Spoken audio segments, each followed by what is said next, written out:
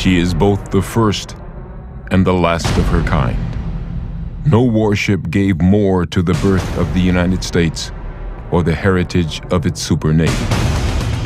But how does a 200-year-old ship survive war, technology, politics, and time itself to become the greatest naval vessel of all time? What secrets does she hold from modern crews, trained in a steel navy of nuclear propulsion and warheads? She's America's oldest and still greatest secret weapon, the USS Constitution.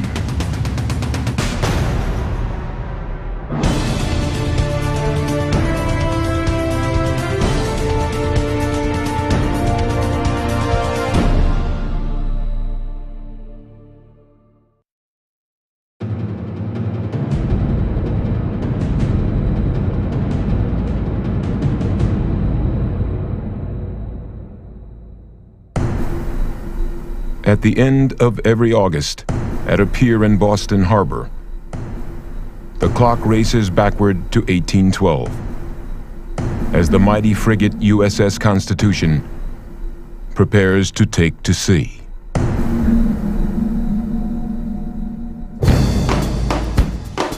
Once again, eager young sailors swarm over her decks and rigging, under the iron eyes of hard taskmasters.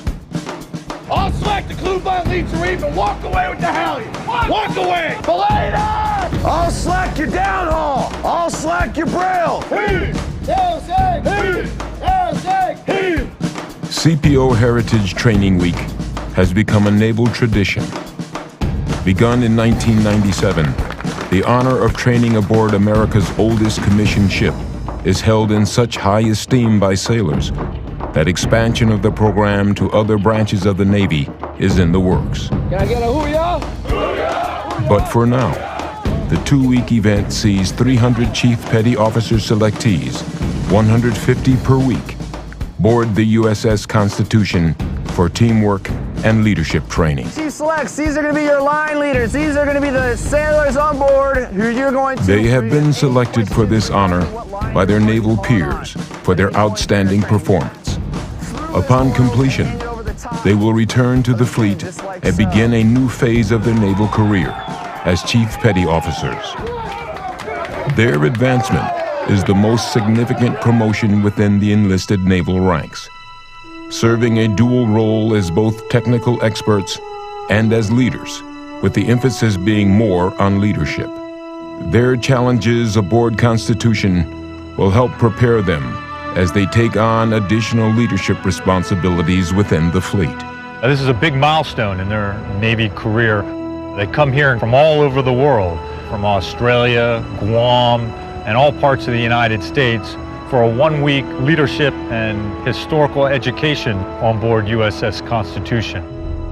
No matter what the results are, we did this as a team! It culminates at the end of the week with sailing USS Constitution in Boston Harbor. When they come on board this ship, all that knowledge that they have of firing off missiles and maintaining engines kind of go out the door, and we teach them a whole new set of rules on board this ship on how to sail a ship. When I say 2-6, you guys say heave. 2-6! They get that personal pride of working together and achieving the propulsion of the ship, and that takes more than just pushing buttons and more than just maintaining their engine. It takes the teamwork. The reason why the Chief Petty Officers selectees come here is to get a sense of where our nation has come from back over 200 years ago. It gives them a sense of not only our naval heritage, but of the heritage of our nation. And that's important in training our 21st century sailors and leaders of today. This is no nuclear-powered, computer-directed engine with all the comforts of home. The CPOs have never manhandled 5,000-pound guns or muscle-powered 14.6 miles of rigging, all of it able to break knuckles and rip fingers from their joints.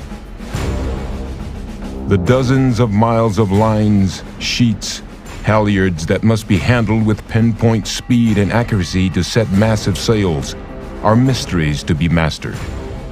The training is accelerated, complex, and difficult. 2-6! 2-6! All in the jib! All in the jib! Over the next 4 days, our cameras will follow their progress. It is a stark question as to whether these steel Navy sailors will be ready to get the ancient giant going under sail. In the space of 4 hectic days, moving her back onto the sea where her guns and glory once reigned. The USS Constitution is still a commissioned warship. Now, we may not be going out there and fighting wars over in the Middle East or anywhere else in the world, but our mission is definitely different, and it's still a very crucial mission to the Navy. On a busy summer day, we see about 2,500 visitors to the ship. Now, for a lot of these people, this is the only Navy they'll ever see. So it's very important that we maintain that presence of being very professional, yet also being very human with them. Constitution's a very important part of our Navy today.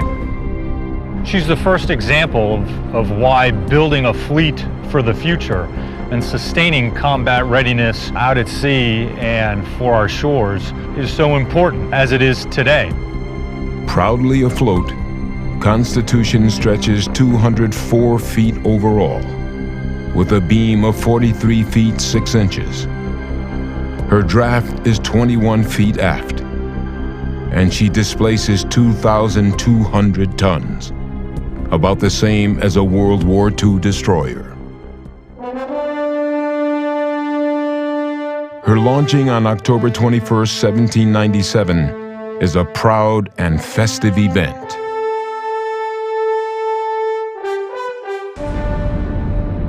Joshua Humphreys adapts the well-known technology of the Royal Navy's huge 2-gun deck ships of the line to design a warship slotted between the British 120 gunners and their smaller frigates. It was traditional to have a frigate class with 1 full gun deck and guns on the spar deck, where a ship of the line had 2 full gun decks. That had a stronger hull. He took the stronger dimensions of that hull and he made the frigates for America a little bit longer. Length on the waterline relates to the speed of a ship. So you have frigates that are a little bit longer, built a little bit stronger than the British frigates. So the British frigates or European frigates of the time are something that Constitution was heavy enough to outfight, where if she met a stronger ship like a ship of the line, she was fast enough to outrun it. Our nickname, Old Ironsides, there's no iron in our sides, but again, the architect basically came up with a new concept. How can I build her better? And essentially what he did was, in the 1700s, he created plywood.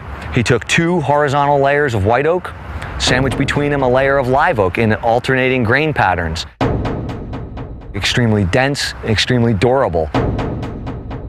You can go ahead and lay your jib crew out there to unfurl the sail, and they can just stay out there because they're going to douse it. But the real gold mine of material, as it has been for 200 years, is human. My responsibilities as a sailing master is to train these chief selects that come on board the ship. Now, when they come on board, they don't know how to sail an old ship such as ours. What does it take to shorten sail? It means men have to climb aloft. They climb up the ratlins, they climb up the mast, they would climb out and around the fighting top, and that's the strangest feeling of all, to be climbing out and backwards with nothing underneath you. Once you get to the sail, you're going to have to climb out on the yard. There's a foot rope beneath the yard, and when you step onto the foot rope, you slide your way out to the end of the yard. You're resting sort of your rib cage and your stomach and hips against the yard. You're reaching out. Everyone has to reach together, haul together to pull up that canvas and to furl it. As far as the ship go, the safety of the crew members and sailors aboard the ship, they have a lot of actions going on at the same time. The ship could have about 36 sails set at one time. And if they're setting all those sails about one time, they have 450 sailors running around on the deck. You can imagine it'd be very hectic on board. Those lines, if they're not paying attention, if they're not watching their mast captain who's in charge of just their specific area, they could lose their fingers to get hauled away. For the CPO trainees, the confusing mix of rigging, battens, and topsails has once again left the deck of the 208-year-old ship in chaos. Preparing for their once-in-a-lifetime journey is proving more difficult than they imagined. Patience is low and anxieties are high as the scheduled departure draws near. Include by leads reef, all the way to sea.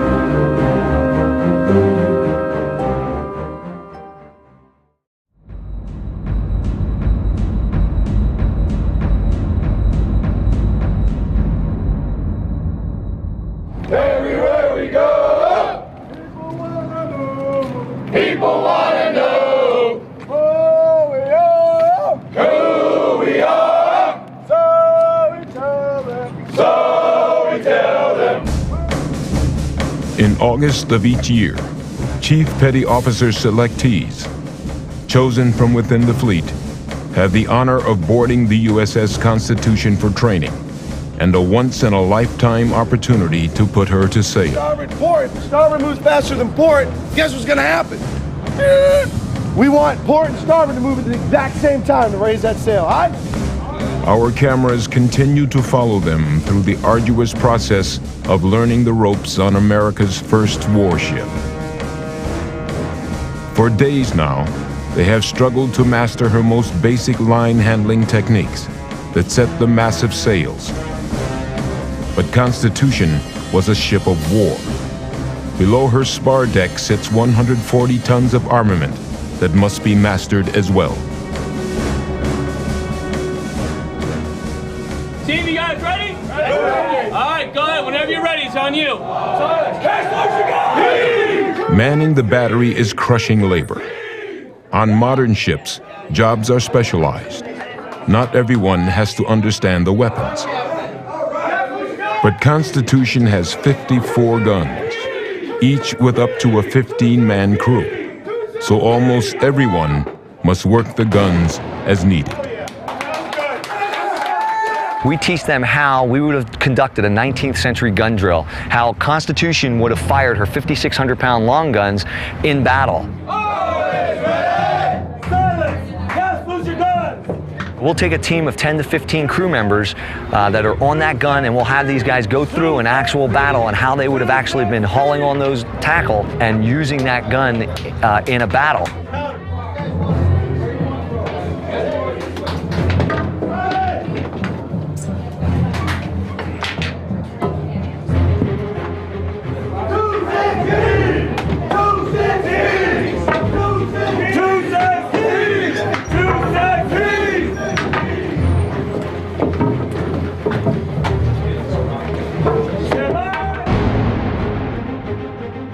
On Constitution's gun deck, you have the long guns. They could fire a 24-pound shot about 1,200 yards effectively. So they had a longer range. Those would be the guns that you would use at a greater distance to the enemy. It takes more men to fire those guns as well. Up on the spar deck, a little bit higher up, the guns weigh a little bit less. They're called carronades.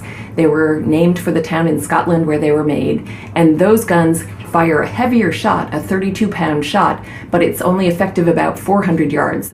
When you think about firing a gun like this, you have to understand that you've got a gun captain who's responsible for the aiming and firing of the gun. The rest of the crew will help by hauling on the lines. First, they have to run that gun in to be able to load it with the powder, with the wadding, with the shot, with more wadding. You would have had a powder monkey. A powder monkey was simply a boy between the ages of 10 and 14 on board who was here to get an education, learn a trade, earn some money, and supply these gun crews with the necessary ammunition and gunpowder to successfully launch a 24-pound solid iron shot onto an enemy ship. Once they've got all the loading done, the powder in the priming pan, when they've got all of that ready and they run the gun back out, it's up to the gun captain to see if he wants to aim the gun, or if the captain and the officers have done their job and the ship is just adjacent to the enemy, is it already pointing where it needs to go?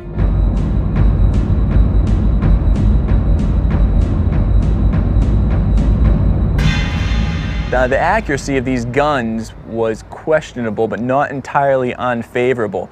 As a matter of fact, there was some play in the aiming of these guns. On the 24-pound guns, you had the coin where you could adjust the trajectory up and down. On the 32-pounders, the carronades, you could actually swing the carriage back and forth, as well as point the gun up and down. So on the 32-pounders, you actually had a little bit more play. You say 2-6 and it's quiet. 2-6 and it's quiet. Now, a well-trained gun crew could fire these guns in about 90 seconds. So once every 90 seconds, these guns were effectively firing. Stand by!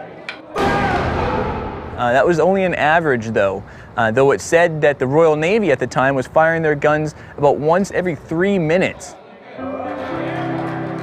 The gun crew was a very tight-knit group of guys and a little bit superstitious. As a matter of fact, at some points on the ship, you can see where they had actually named their guns, almost out of reverence.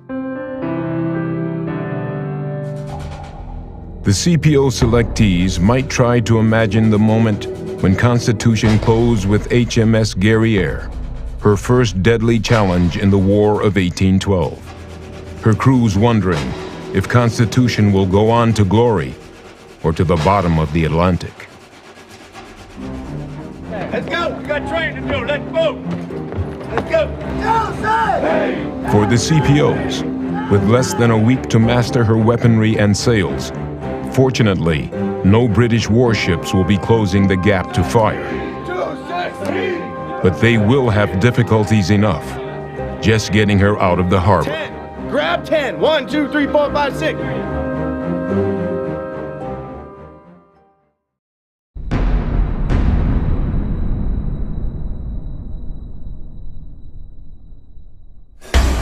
Are you ready?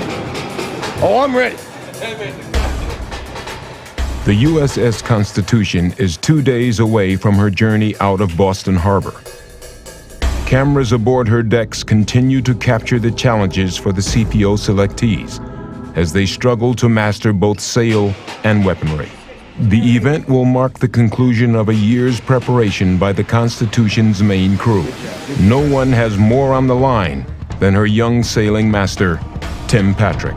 If you have coiled and hang your line, follow it around the main hatch, go teams. This is a year's worth of training has gone into these 2 weeks. And if we do miss these 2 weeks for sailing, there's not going to be an additional sails scheduled at all. There's way too much that goes into just these 2 days, or any turnaround cruise on board the Constitution, because there's the organization of Coast Guard, state police, the city's police, and other traffic that's going on out there. And so it takes a lot to schedule one of these events. We're counting on a lot of things, not just our training to get the ship ready to go out and sail, but also we're counting on the weather to cooperate with us so that we can set the sails. On the top! Stand by to haul away the halyard! Stand by to haul away on the halyard! It is a lot of pressure or a little anxiety, but I've done what I could. Everything that's within my control I've set up, and I've done my best thus far. And so the rest is kind of up to Mother Nature and what they're going to throw at us. To ungasket the sail. The feeling that I get after having all this work put in and actually having those sails set, even though we only have the sails up, and actually moving the ship through the water for maybe 30 minutes, it's an unreal feeling it can't be described. It only can be felt. The Constitution survives today due in part to her legendary battle record, having won against the British fleet's finest ships, HMS Guerrière, Java, Cyane, and Levant. No enemy ever set foot on her decks, except as prisoners of war. It was the mastery of sailing that kept her alive. Constitution is definitely an equal match for any ship out there in her day. But in July of 1812, she ran into several British warships, and she was alone, so she couldn't take on all the ships at once. So we decided that we were going to run away and save the fight for another day. Now, the wind was very fluky that day. It wasn't very strong, and Constitution started running away, and we set all of our stunsails, which are an additional sail that go on all the standard sails that we have rigged. They go outboard and set up even more canvas. Now, we put all these sails up there, and the wind's still very light, and the ships were sort of closing in on us, and we deployed all sorts of methods to try to get away from the enemy ship. We had sailors out in front of the ship in their rowboats trying to tow the ship. But the enemy ships that are chasing us, they could do the same thing, but because they had so many ships, they could put several rowboats out in front of their ships and tow just a few of them to keep up with us. Now, after that was going on for a while, we decided we were going to kedge, which is to row out an anchor, drop it out in front of the ship, and reel up to the anchor in the water. And then once we were out of sight of the British ships, we set all the sails again and took off, and the British ships couldn't catch up to us, and we actually got away from that squadron.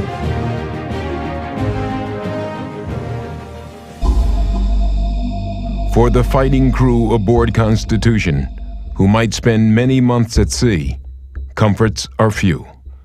The captain enjoys his own sleeping compartment with a stern window and skylight. The officers have small staterooms off a pleasant wardroom, where they dine and spend off-duty hours. The crew has no such frills. 400 men have sleeping spaces on the berth decks and hoistable hammocks swaying to the ship's motion. Each sleeping space is 8 feet long and 2 feet wide. Ventilation is poor to non-existent.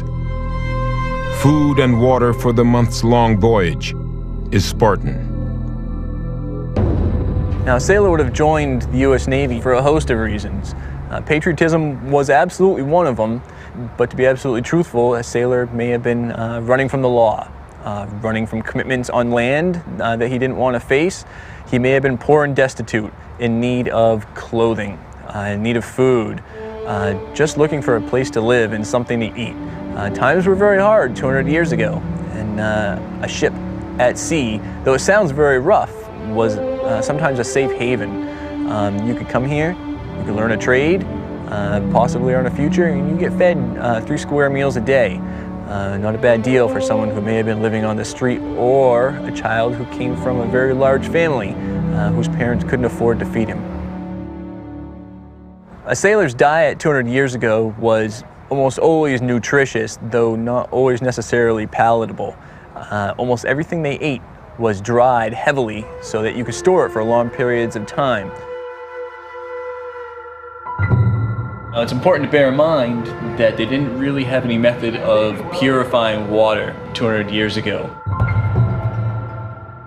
So what they would do is they would scoop up just fresh water from ponds and streams, cask it up in these scuttlebutts, and store it in the lowest part of the ship. Cold, dark, musty. The sailor would get his ration of water, and he could do a couple things with it. He could drink it, or he could bathe with it. Now, if you're with a bunch of guys who don't care if you smell, and you've been working hard all day, chances are you're going to drink it. Sailors bathe on average about once a week. How effective that was, I can't speak for that. One of the sailors' favorite parts of his diet was the daily ration of grog. They would have gotten about a half pint in the morning and a half pint in the evening of this alcoholic mixture. It was rationed, and it was actually considered part of a sailor's pay. If a sailor didn't want to take that part of his pay, he could skip the grog and actually get the money transferred into his regular pay. Now, the benefit of this grog mixture for the Navy was that it went bad in about a 24 to 48 hour period, which alleviated the previous practice of sailors of saving it up until the end of the week and drinking it all at once. If they tried to do that, they'd find themselves rapidly in sick bay. With 3 days of intense training behind them, the CPO selectees have but 2 days to make final preparations for sailing America's irreplaceable national treasure.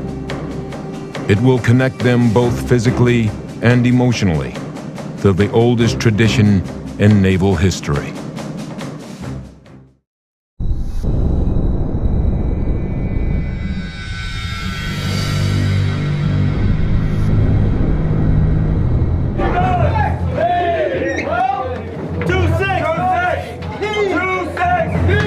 The USS Constitution is America's oldest active naval vessel. For 3 days, she has been home to Chief Petty Officer selectees from around the country. Their grueling training is about to pay off as they make final preparations to set sail tomorrow on a ship 200 years removed from their time. There are no missiles or nuclear-powered propulsion systems, but danger can be found in every inch of her operation. Many of the dangers we're keeping our eye out for tomorrow. The ship's security doesn't really fall under my control at all. That's done by outside boats that are patrolling us at all times. The ship's not likely to run aground. We have tugboats along at all times and a harbor pilot on board. So those have been minimized, but the real dangers that come around on board our ship, especially tomorrow, will be climbing, sailors going aloft. We're not clipped in as we're moving and as we're climbing. So if a sailor's being too comfortable aloft there as they're going and decides to make a mistake, that's something we on deck, the sailing master and our safety observers and just everyone, is responsible for keeping an eye out for their shipmates. And also as they go aloft, they lay out there on that yard on a very narrow foot rope, and they have to put all their weight, and not only just their weight, but maybe 6, 7 other sailors are going to be up there next to them, inches apart from each other on the same foot rope. That's very dangerous right there. Trusting all that weight into some part of the rigging of the ship. I don't care if we don't set sails at all, but that's the main concern right there, is because it is dangerous to go and set the sails.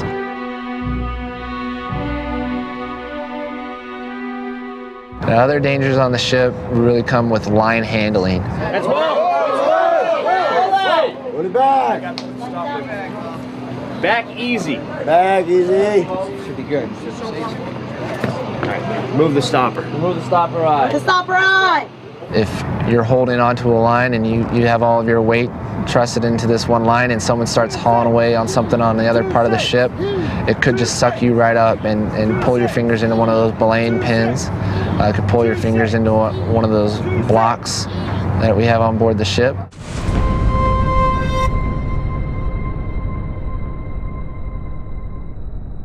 Other major dangers are on the bowsprit, around the bowsprit.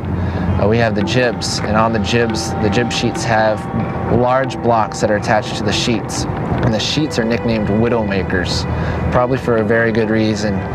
They come back above the deck, about head height. And if that sail starts flogging around, if I'm not keeping an eye on those sails, keeping them trimmed properly, they could start luffing out there, and it would shake those Widowmakers around. It could knock someone out, even kill them probably if it hit them in the right place. So I spend every morning that they're here teaching them line handling, how to correctly handle lines, but not only that, how to do it together. Good morning, T-Sled! I need to reintroduce myself. I'm being 3 Patrick. This morning we're going to go over a little bit of line understanding and identification. You guys all heard the term learn the ropes. Well, I came from sailing ships, so we're going to learn the ropes today. So we have several different types of lines on board the ship, but they are broken down into 2 categories, standing rigging and running rigging. We need some motivation here. I didn't hear you! We're here on the mizzenmast fife rail. The fife rails are the rails that go around each mast. Each of these fife rails have belaying pins which go through it, which we secure lines off to. The lines that I have my hands on here are the braces. Braces control the lateral movement of all the yards on board the ship. Now also on each of these fife rails we have lifts. Lifts are on the inside of the rail. It's used to go up through the mast, and then it comes out and it goes out to the yard arm, to the very edge of that yard, to help control the horizontal movement of that yard. It's also very important that these yards are secured to the fife rail before any sailors go aloft, because if they're to lay out on that yard and this lift is not made off, they could effectively turn it into a teeter-totter and slide off the yard. If we move on over to the pin rails, which are on the side of the ship. Pin rails are located on all the bulwarks of the ship. On our pin rails, we have lines that control the topsail for the mizzen mast. And each topsail has a clew bunt leech reef. Now these lines control the shape of the sail, and they're also used when we're striking the sail and preparing to furl the sail. And they go clew, bunt, leach, reef in order from forward to aft, and it's the same for every topsail. Now after we've let the sail hang out in its gear and it's ready to set, and all the sailors have laid down and off that yard, we come back to the halyard to set the sail. It's the last step in setting the sail. The halyard is a line that is used to raise the yards up and down. And we have about 20 sailors manning it, and they raise that yard until that sail is nice and stretched out. Now once that's done, then we would finally use the braces to angle it towards the wind. But you guys do not let go of this line, because you'd be hauling on a halyard, raising a sail, and there could be a sailor out there underneath that sail, and he could be in a dangerous situation. And if I say avast and you drop that halyard, that sail's gonna come crashing down on top of him, and we don't want that. We put them on a halyard and we have them start hauling on it, and they realize the weight that's on the other end of that they have 1,200 pounds of material that they're hoisting. You see them pulling and you see them struggling as they're sweating that line and pulling as hard as they can. The CPO selectees must learn that as a warship without engines, Constitution is entirely dependent on her sails. Without the help of powered winches, every one of up to 42 sails has to be raised, furled, unfurled, reefed, and braced, all by hauling lines. It can take 20 men to take in one sail. The ropes are like a spider web. Learning what every line does and what it's called is a challenge. Mentors are there to deliver old-school lessons. The complex, rapid-fire teaching of wooden ship sailing is often dizzying to selectees schooled in the push-button Navy. But as they are learning, mastery of the sail is the difference between life and death on board Constitution. Her history is filled with incredible stories of battles waged and won under sail. On February 20th, 1815, under the command of Captain Charles Stewart, she runs into a pair of British warships, Cyane and Levant. Although each is smaller than Constitution, their combined gun power is equal to the Americans. There was a moment Stewart saw one of the British ships trying to come up and perhaps go for that raking position on his stern. Our captain, Stewart, he did a maneuver called backwinding, where he braced around the sails, our topsails, against the wind. So he had sailors on all of these braces here, and at his order he gave the command to slack one side and haul away on the opposite side. And what he did was he stalled the ship and actually made the ship sail backwards. And by doing this maneuver, he actually evaded the Cyane and Levant trying to cross the T on him, trying to rake across the side of his ship and churn that against them and save the ship. Cyane and Levant strike their colors. Of the Constitution, a British officer later says, "It made me regret that she was not British." The CPO selectees have struggled and fumbled for 4 long days, with over 2 miles of hemp for the running rigging that controls the sails, and 140 tons of weaponry that saved the Constitution in her fiercest of battles. But ahead lay a challenge beyond imagining. After 200 years, the USS Constitution is about to set sail for the open seas once more.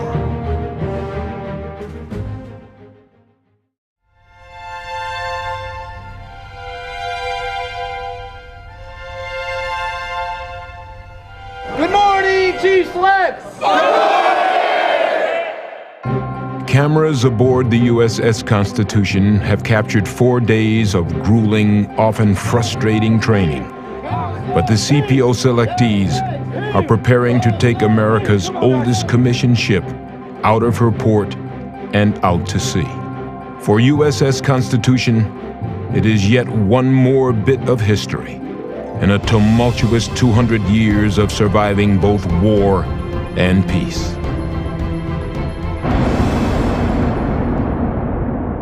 Time and technology would eventually silence the 54 guns of Constitution. She is withdrawn from service on July 19, 1828. In 1830, 33 years after her launching, and already intruding on the age of steam, she's pronounced unseaworthy. Now realize that a ship like this was really built to last maybe only 15 years as a fighting career, so she had already sailed until 1881, and then they finally decided that she was not fit for sailing at sea anymore. Through the 1880s and into the 90s, decaying and unneeded, almost a century after her launching, Constitution is barely afloat at a dock in Portsmouth, New Hampshire. It wasn't until the 1920s that Congress actually allocated enough funding, and the Secretary of the Navy asked permission for a national fundraising campaign to preserve Constitution. So at that point, they declared Constitution Week in the schools. Children learned about Constitution. They gave their pennies. People across the country contributed. After Constitution's restoration in the 1920s, she was towed from port to port around the country between 1931 and 1934. Today, Constitution stands as a patriotic shrine and national treasure. She glides into her third century, not as a landlocked museum piece, but a floating, sailing, fully commissioned warship of the United States Navy.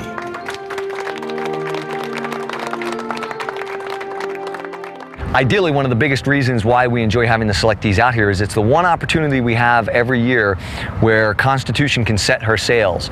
She's currently manned by approximately 50 active duty sailors, and we just don't have the physical manpower to raise our sails.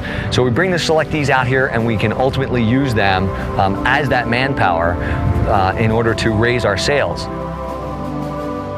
We're going to go out into the harbor. We're going to go out into the harbor just as if we're getting ready to sail beyond the islands and take her out to sea as they did 200 years ago.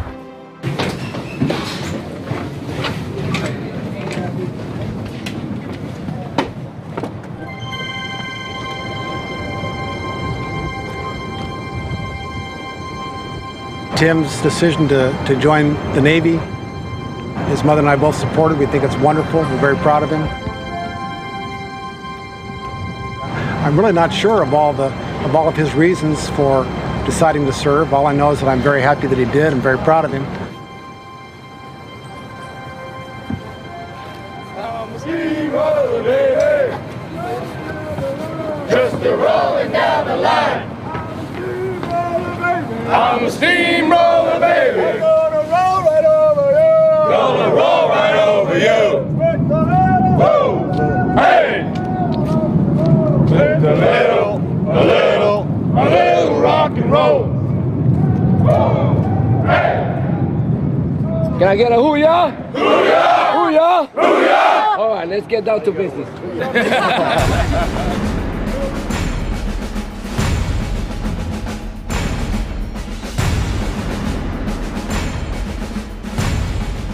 It's definitely a great experience. It's definitely an honor to sail on the finest Navy ship in my mind ever built. It's almost unbelievable because she's 208 years and you get to sail her, so it's hard to cool. see something this big move. Good stuff. It's absolutely amazing. Guys, what are the concerns about taking a 208-year-old ship off the docks? No comment.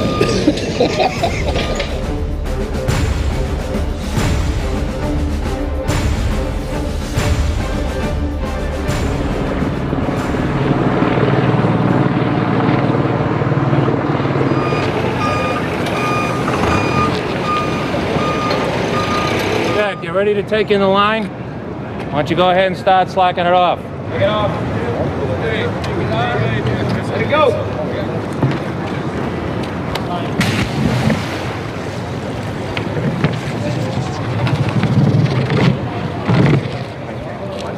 Hurry, standing by, 7-9.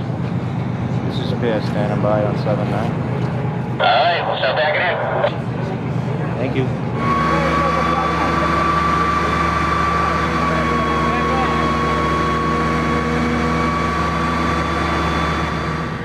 We're doing a procedure known as warping the ship down from the far end of our berth to approximately 2/3 of the way down. We need to bring her out using this small boat because the big tugs can't get in alongside of us. So we need to bring her further down so when we get ready to get underway, the larger tugs can come down and actually tie up alongside of the ship to get us underway. So what we're using is this small pusher boat, as we call it, to actually pull us down. The amazing thing is, if you look at the size of this boat, and the fact that she's pulling 2,200 tons through the water just off of this little boat here. What we want to do as we're doing this is we want to keep the ship tight to the pier and under control, so we don't want her swinging out one direction or the other so she doesn't grind up against the pier nor start drifting away as the tugboat is pulling. So they're keeping the lines tight here to keep control of her and also to slow down or arrest her movement forward so she moves at a steady rate.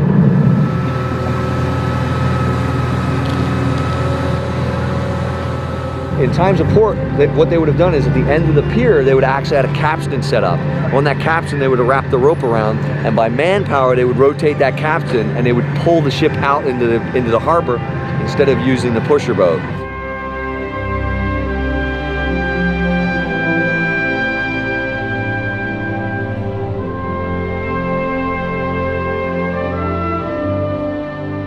We're on the decks of the Constitution. We're getting ready to depart Boston Harbor in defense of our nation. We're setting the sails. The sails are falling into their gear. Unslack the clew by leads the reef and walk away with the halyard. We're hauling on the halyards. Those sails are pulling tight. The wind is billowing. It's catching the sails. And suddenly you feel the deck heaving beneath you. To hear those creaks, hear that water lapping against her hull, the ship was alive. She was not only alive in and of herself, but alive with the history and the memories of those who have served aboard her. They were back in the footsteps of their predecessors 200 years ago, sending Constitution to sea.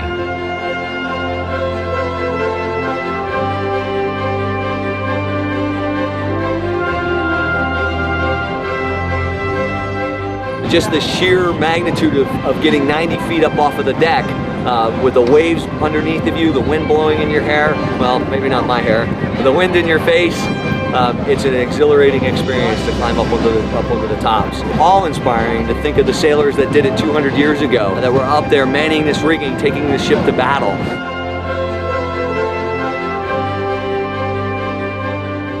I think we just turned off the engine, but they're gonna give us a heads up here in a minute to let us know if we actually have we're in our own power. But I don't see why not today, and we've got a ton of wind.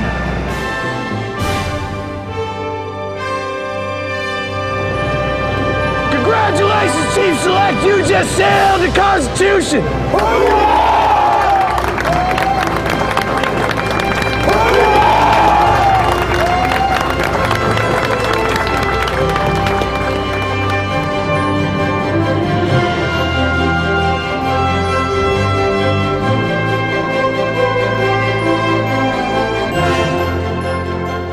We are sailing under our own power, completely, 100%.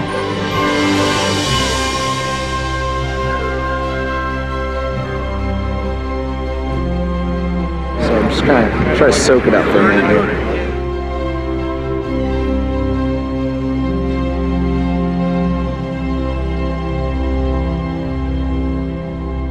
Oh, it's not me, it's everyone. It takes everybody you see here on board to make all this happen, because it doesn't just happen with one person, it takes everyone. I didn't haul on a single line all day, so I couldn't have done it myself. Old Ironsides is back in her element, under sail in the ocean she once ruled. Still victorious over 200 years of attack by tough enemies and relentless elements, and still in the hands of sailors who love her and all she stands for. Into her 3rd century, Constitution sails on. Congratulations, Chief Select, you just sailed the Constitution!